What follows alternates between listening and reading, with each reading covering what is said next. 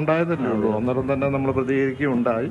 മനസ്സിലായിട്ട് ഇതൊന്നും സർക്കാർ എപ്പോഴും ഇടതുപക്ഷ സർക്കാർ എല്ലാ മതങ്ങളെയും യോജിപ്പിച്ച് അവരെ ആദരവോടുകൂടിയാണ് കൊണ്ടുപോയിരിക്കുന്നത്. അത് സർക്കാരിൻ്റെ അഭിപ്രായമല്ല. എല്ലാം കഴിഞ്ഞല്ലോ, അതെല്ലാം കഴിഞ്ഞു പോയതല്ല. അതല്ല, കൃത്യമായി അതിന്റെ പിറ്റേ ദിവസം പ്രഭാത ഭക്ഷണത്തിൽ പത്രക്കാരനെ ചോദ്യം ചോദിച്ചു. അതിന്റെ കൃത്യമായി മുഖ്യമന്ത്രി അതിന് മറുപടിയും പറഞ്ഞു. അത് പറഞ്ഞു, പിന്നെ അതിനെപ്പറ്റി വലുതാക്കി വീർപ്പിച്ചു കൊണ്ടിട്ട കാര്യമില്ല. അത് കൃത്യമായി കേരള കോൺഗ്രസ് പാർട്ടി കർഷകർക്ക് വേണ്ടി എപ്പോഴും നിലകൊള്ളുന്ന ഒരു രാഷ്ട്രീയ പ്രസ്ഥാനമാണ്. ഇത് പ്രത്യേകിച്ച് റബ്ബർ കർഷകർ മാത്രമല്ല. ഇതിപ്പോൾ ഭൂമിയുടെ വിഷയം വന്നപ്പോൾ നിയമ ഭേദഗതിയുടെ കീഴിലുണ്ടാക്കാൻ ഏറ്റവും മുന്നിൽ നിന്നതും അത് പൈലറ്റ് ചെയ്തതും കേരള കോൺഗ്രസ് പാർട്ടിയാണ്.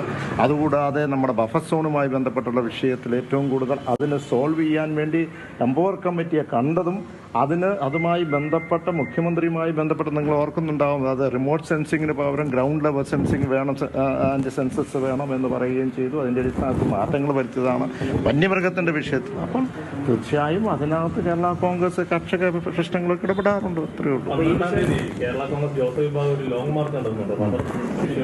അത് അത്രയും ലോങ് ആണെന്ന് എനിക്ക് തോന്നുന്നില്ല.